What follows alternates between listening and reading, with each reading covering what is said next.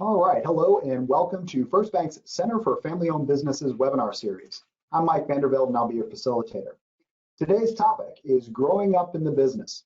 We'll meet our panel in a moment, but first, just a quick reminder. The lines are muted, but at any time, please send us your questions through the webinar tool. Also, keep your mouse handy. We'll have a couple of polling questions along the way. And at this time, I'd like to go ahead and introduce the host of our program, and that is Mr. Mike Dierberg. Mike, take it away. Great. Well, thanks, Mike. So my name is Mike Dierberg. I'm a fourth generation family member at First Bank. And this is the part of the webinar series from the Center for Family-Owned Businesses. And the goal of the Center for Family-Owned Businesses is to provide resources and thought to family-owned businesses that are facing a number of challenges, a number of opportunities.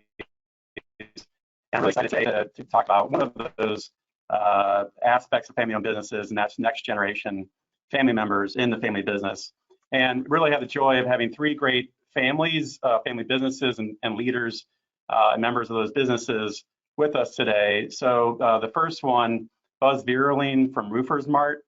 This is a supplier of commercial and residential roofing products. Buzz is second generation and is currently the VP of St. Louis operations. Next one is Melissa Markwort with Spartan Light Metals, and that's a manufacturer of automotive engine parts, third generation, and VP of Human Resources, and also a board member. Stephen Ticktin is our next one. Stephen is with United California Glass and Door, a commercial glass and security installer and vendor located in San Francisco. Stephen is G2 in the company. So the first topic we want to address is this period of leading up to working in the family business, sort of and focusing on the teenage and college years.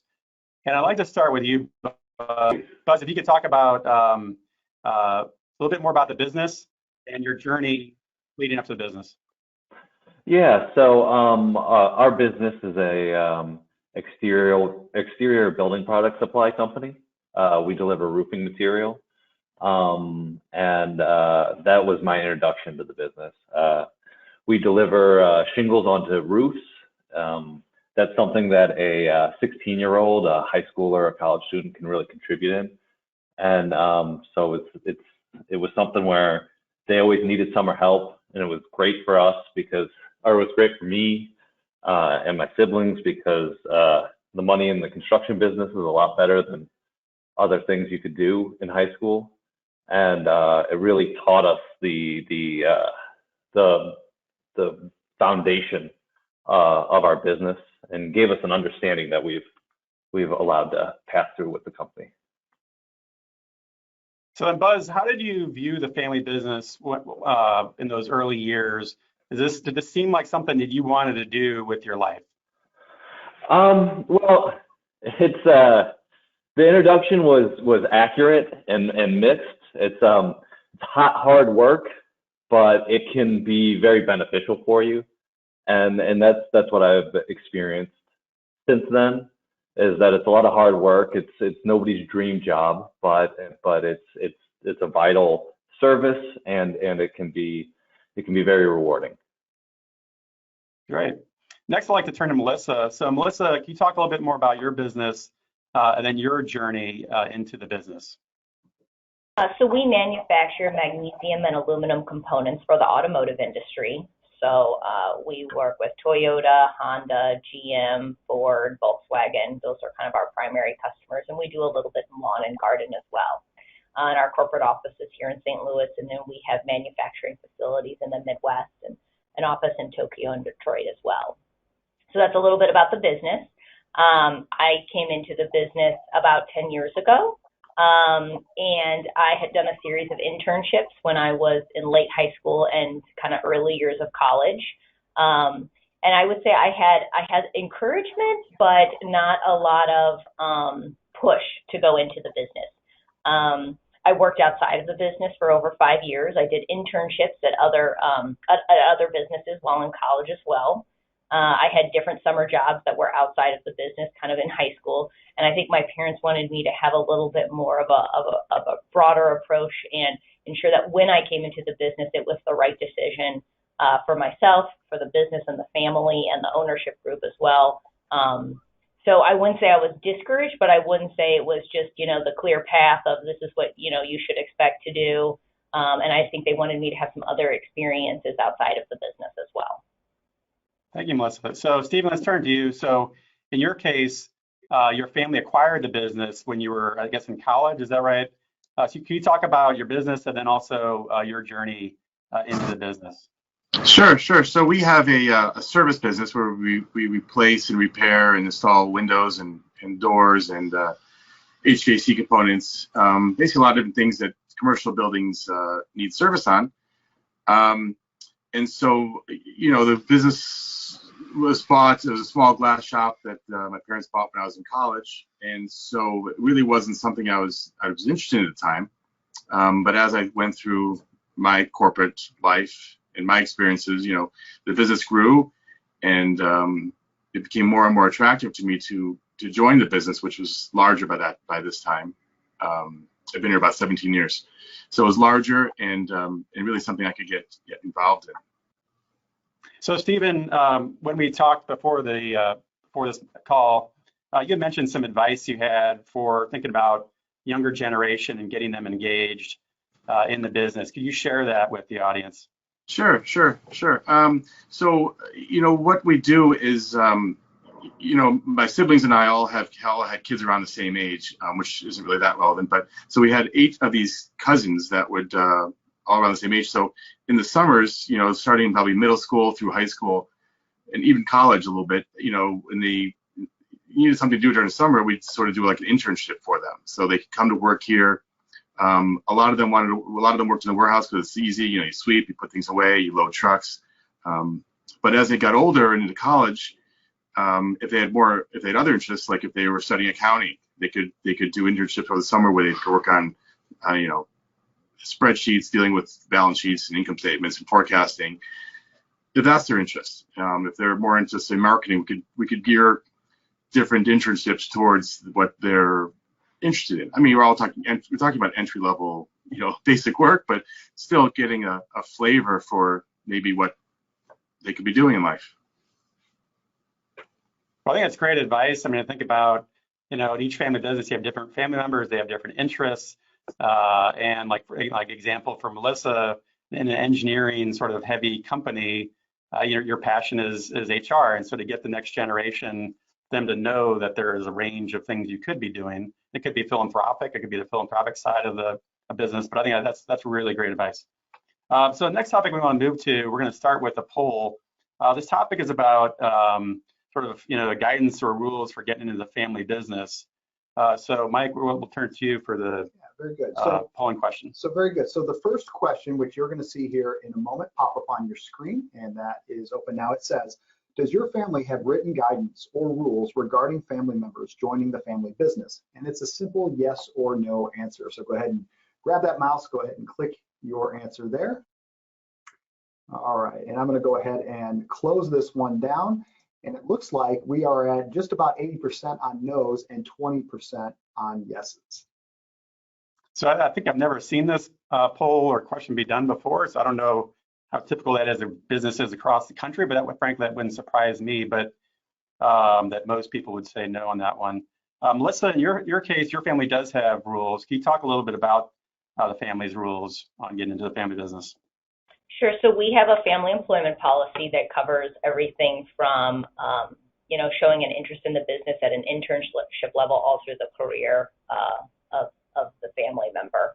And part of that is we do have a stipulation that outside of internships, or co-ops or something like that, that we do want family members to work outside of the business in a full-time capacity for a minimum of 3 years before they show interest in joining the business kind of more at a professional level.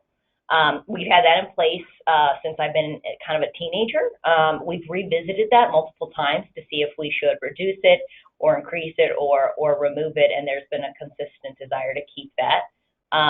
At this point, if my siblings were interested in joining the business, all of them would meet those requirements. And then the next generation is much younger, so not applicable at this time.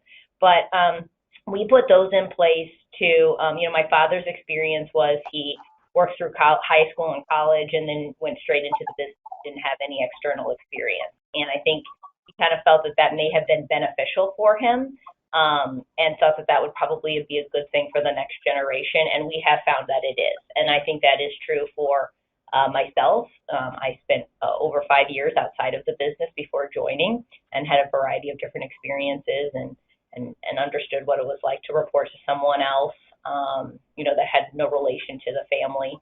And I think it was a positive experience. So Melissa, what do you see as the benefits of having rules regarding family members coming into the business?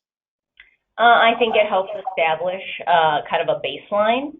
And I think, anyone who's interested in coming into the business kind of follows the same procedures, and there's the same approach taken. And that does involve, interviewing and, assessments as well, and an understanding and working with a third party to understand, what's the desire of that person for coming into the business, and what are they hoping to achieve in doing so, as well as consultation with the board, the Human Capital Compensation Committee, the Family Council as well. So it's a very involved process, but I think the thoroughness of it gives that family member and the board and the employees a lot of confidence in that employee coming in, that it's not just kind of a handout job. Thanks, Melissa. So Stephen, I'm going to turn to you. Now, in your case, I think it was the way the timing worked out. Your family became a family business, or bought a family business, became a family business, I guess, later in your life. And so I guess what I wonder for you is, what do you see the benefits? What were the benefits to you having worked elsewhere prior to joining the family business? Well, I think Melissa made a lot of good points, and that's sort of, by working somewhere else before joining the family business, you bring with a lot of experiences, and learned a lot that you wouldn't necessarily get if you went straight into the family business. And so I think, my siblings and I, before joining the business, we all worked other places for a while. And I think that helps shape who we are and what we can bring to this business, and bring all the best practices and all the great stuff hopefully learn. Our next generation has a rule where they can't join until they're 30. And part of that is so that way they can get, these other life experiences, and working for others, working in teams, whatever experiences they are able to gain other places before joining the business. Stephen, for a lot of family members coming into a family business, there's a question of preparing to get into the family business, but there's also the question of, should they do it at all? I guess I wonder for you, if you could talk about your decision to get into the family business. What were the challenges for you that you were thinking about in deciding whether or not to get into the family business? Sure. So when we were making the decision, my wife and I were making the decision, we had 3 kids. The oldest one was entering kindergarten. And so it was sort of we talked about it for a number of years, and it really, I was in a point in my career, I just got my master's, and I was going to, climb the corporate ladder and light the world on fire. And I soon came to realize that, I wasn't feeling as fulfilled in my positions in middle management in corporate America. And this was a good time with our oldest entering kindergarten to think about this. And so my wife and I actually, we sought counseling to see if that was a good move. We're living in time in Arizona, and this would be a move to San Francisco, which is sort of a cultural shift for us also. And it ended up being, a great move for us, and happy we did it. But it was a struggle to know if that was the right move or not. And I think the opportunities for me in my professional career to be more fulfilled, have more impact on the business I'm working for, but also more impact on the consumer, versus middle management in corporate America, I think ended up being a great move for us. It was hard in the beginning though, but it was definitely over time ended up being great. Thanks, Stephen. So I want to move to the next topic, and that's sort of advancing the timelines to talk about the first couple of years of working in the business. And I'm going to turn this to you, Buzz.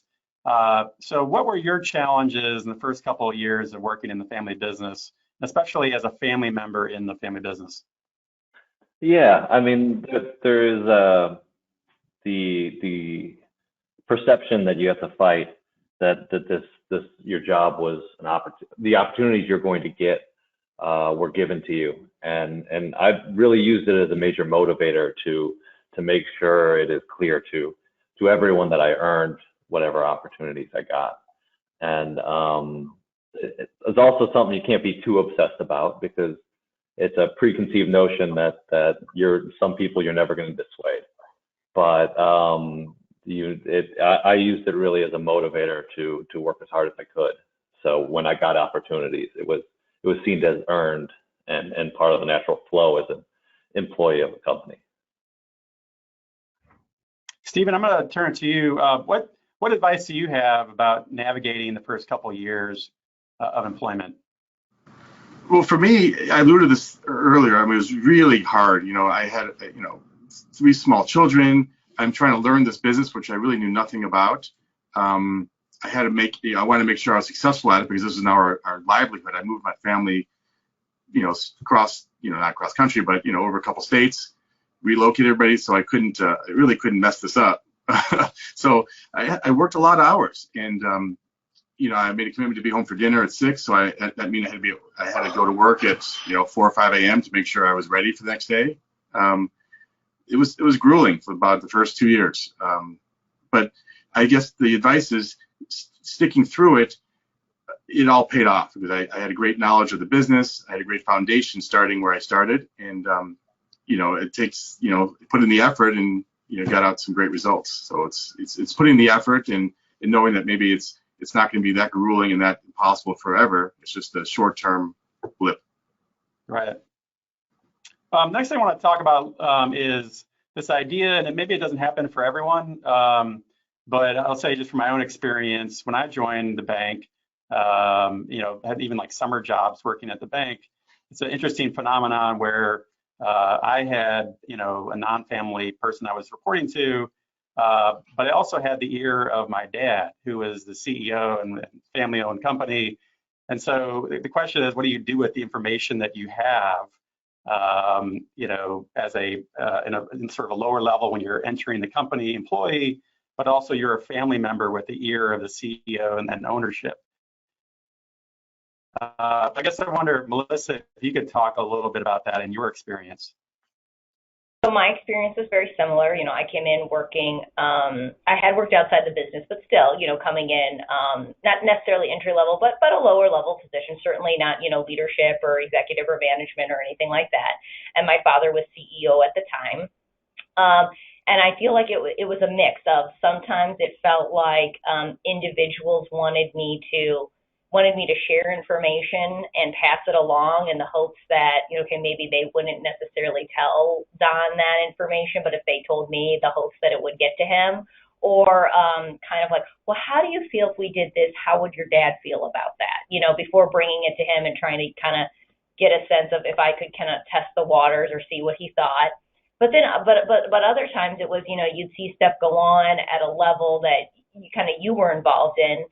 But a typical CEO would never really be involved at something at that level, because that's not their day-to-day work. But yet, my dad would hear about it through me, or I'd have to be really cognizant about not necessarily sharing that information unless I thought it was truly relevant. And I had to kind of learn that along the way. The organization I had come from before was much smaller than my family's business, so it was a little bit of a different approach, where there was just a lot more sharing and not so much of the hierarchy and the levels and the kinds of things that our business has. And I made mistakes, right? At the beginning, I would probably share information I shouldn't have, or, thought people were trying to be friendly when really they were just trying to get closer to Don or find information out about Don or get a sense about what Don was feeling about something. And, some of it's being naive, and some of it's wanting to make a really good impression and not wanting to let anybody down when you first join the business and you're young, and you want to show that you're here to do a really good job, and you want to be friendly with everyone, and you don't want to, ruffle feathers. So you just kind of say yes to everything, and maybe that's not the best thing to be doing. So it was a learning experience, no doubt, at the beginning, I think. And obviously, dynamics change over time, and you learn more, and roles change. But I think, and then also being in human resources, right, having privy to a lot of employee data and information, right, just in the function I was in, was another piece of that too. I think it can be a tricky situation. I think I experienced a lot of what you just described. So the next thing we want to talk about is feedback. And so we have a polling question we're going to start with on this topic of feedback. All right, very good. So once again, grab your mouse, and I'm launching that poll now. And the question says, which of the following describes your family situation with respect to providing feedback regarding performance to NexGen, which is age 20 to 50, family members working in the business? And this is a check all that apply. And your answers are, we aren't great at providing feedback to NexGen family members working in the business. NexGen family members get adequate feedback through informal means. Or our family has a formal, regular process to provide feedback to NexGen family members. Or our family uses a third-party outside resource to help provide feedback. Or this is not applicable. Our family business has no NexGen family members working within the business. So go ahead and choose all that apply there. And we'll give you another 15 seconds or so. All right, so it looks like it's kind of flattening out at about 15% saying that they're not great at providing that feedback, about 38% saying that they're getting adequate feedback through an informal process, 23% saying they have a formal process, 15% saying that you're using a third-party resource for it, and about 30% of you saying that it's not applicable.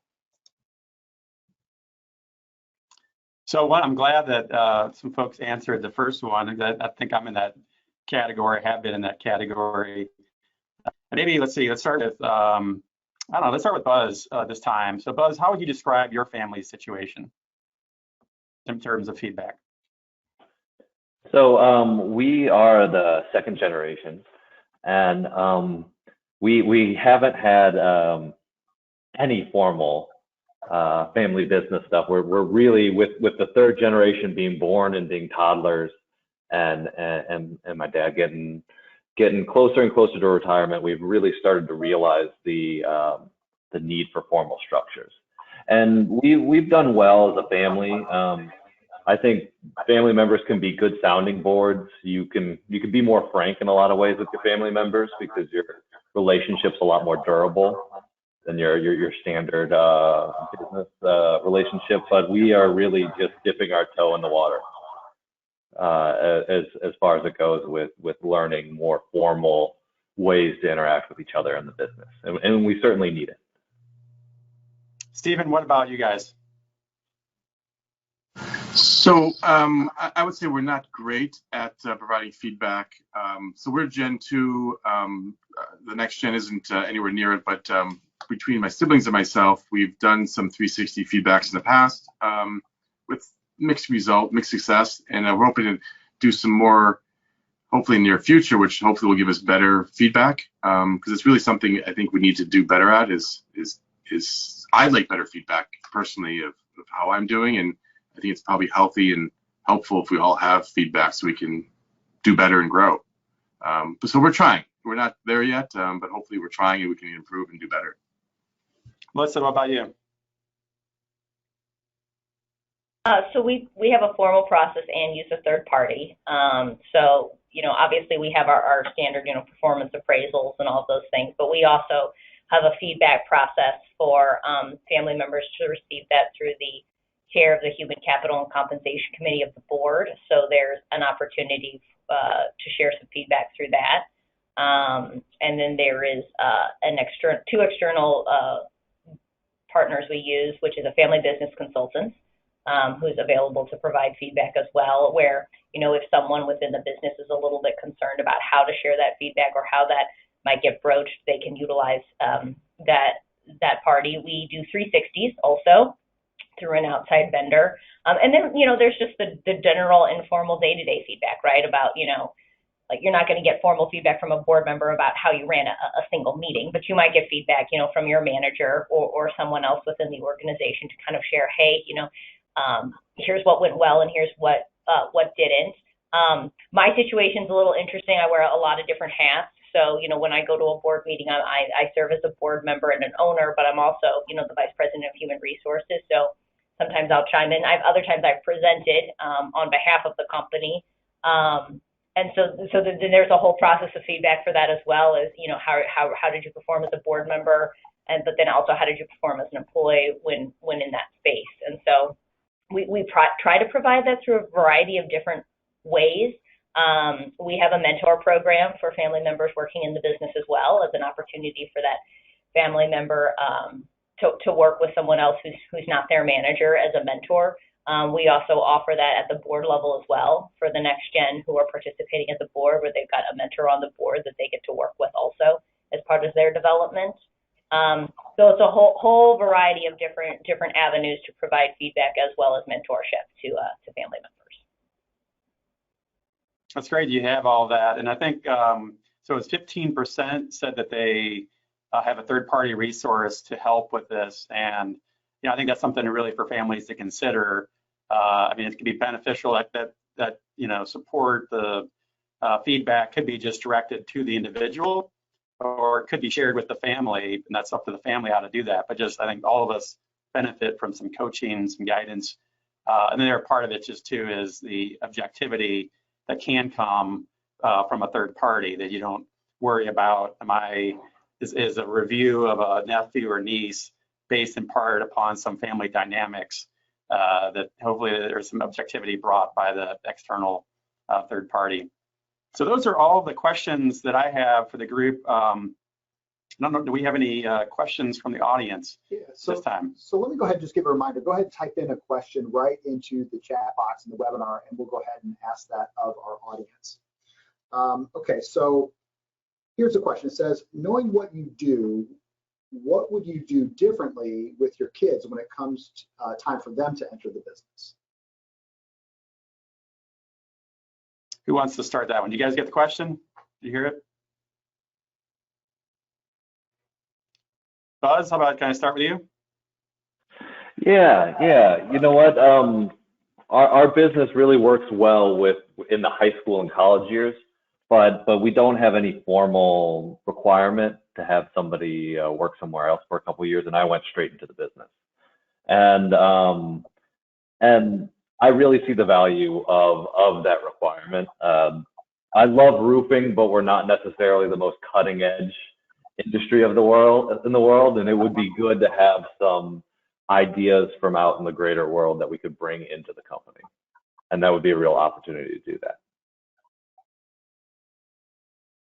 Thanks. Although I think knowing your family, I think all of you and your siblings seem really well grounded, and you're not entitled, and that's one of the sometimes the benefit of working outside is to avoid that kind of mentality, and certainly for whatever reason you guys have managed to avoid that problem without your case working outside.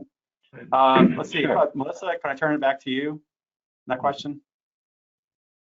Yeah, I think right now we only have one 4G in our family, which is my daughter, and we've thought a little bit about this. I think one of the things that for myself growing up, the business was still a little bit always at arm's length. We didn't know a lot about the business. We kind of just went to the family picnic and the Christmas party like twice a year as children. And that's really, we didn't really have a sense of what the business was or what the business did, or those kinds of things. And so, when I joined the business, I actually didn't know very much about it. And I think education is really key.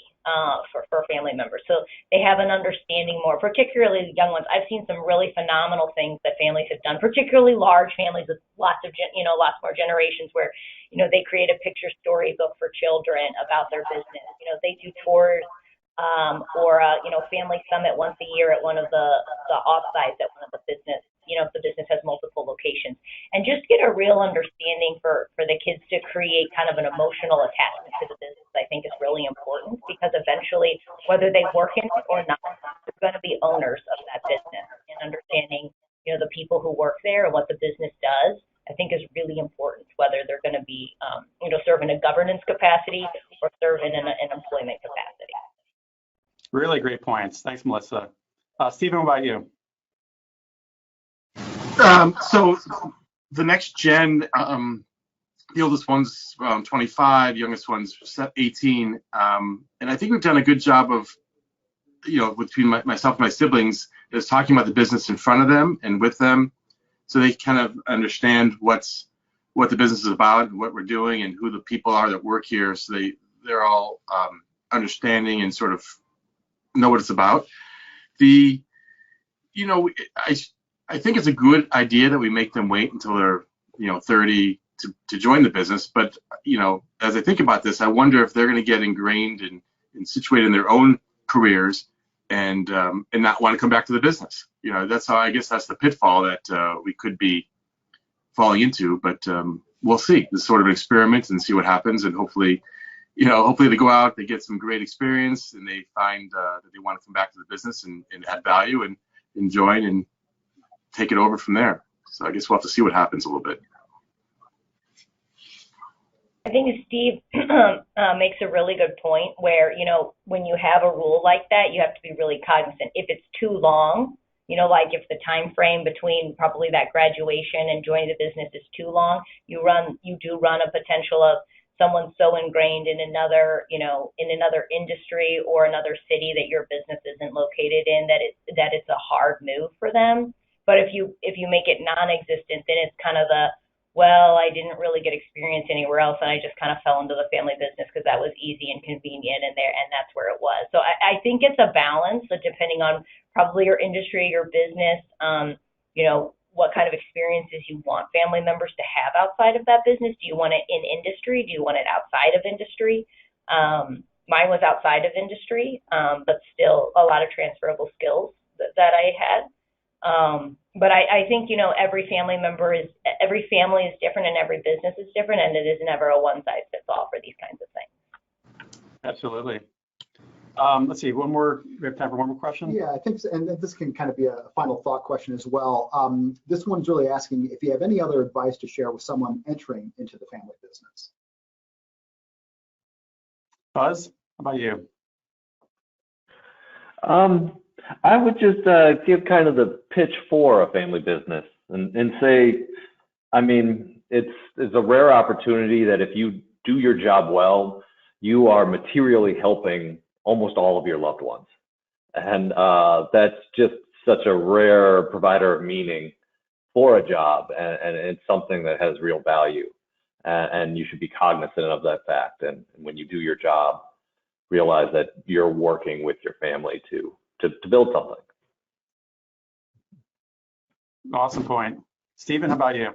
I think there's a lot of I'm super happy I joined the family business, but joining it, there's a lot of due diligence I think we need to do to understand, what we're getting into, understanding who the players are who are working there. What's your path to grow in the business? Do you have ownership? Is there ownership path?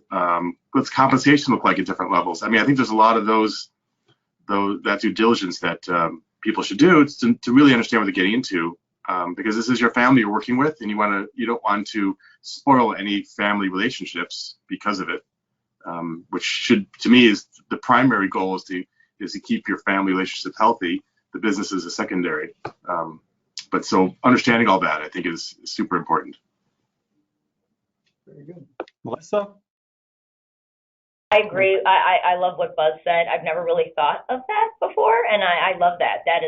That's a phenomenal comment that you made. I agree. I think I think being humble, being really open and willing to learn, wanting to listen, and just having an open mind when you come into the business, and being really cognizant of what impact that has on other people when you come in.